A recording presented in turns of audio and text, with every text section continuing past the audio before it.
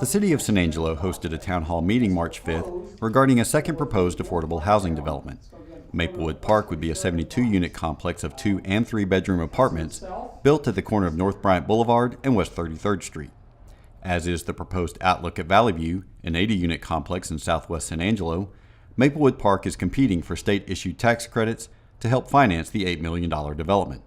Both projects would serve residents who earn less than the median income for Tom Green County, including retirees and entry-level law enforcement officers and teachers. Both San Angelo projects and another in Midland are vying for application points in pursuit of the tax credits. One of the ways projects can earn points is by gaining the support of a community's elected officials. So obviously these folks want as many points as possible.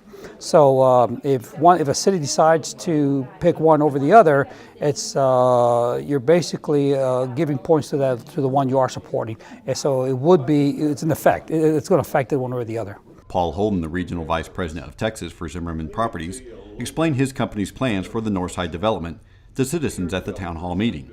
Those include background checks of residents, after-school and summertime programming for the complex's children, and working with city engineers to alleviate any traffic concerns. The forum drew only a couple of dozen citizens compared to the 100-plus who attended a similar gathering about the Valley View proposal. However, many of the same concerns were raised. Those include worries about increased crime, noise, and traffic, and negative impacts on property values. People do ask those same questions because they're not sure what we are, who we are, what we're going to build, or how we're going to manage.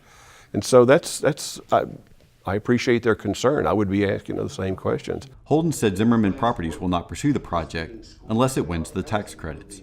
However, if that's the case, he said, Zimmerman will return each subsequent year to propose other affordable housing projects. And so this year we just made that corporate decision that we're going to go and make a full push into San Angelo and try to do something.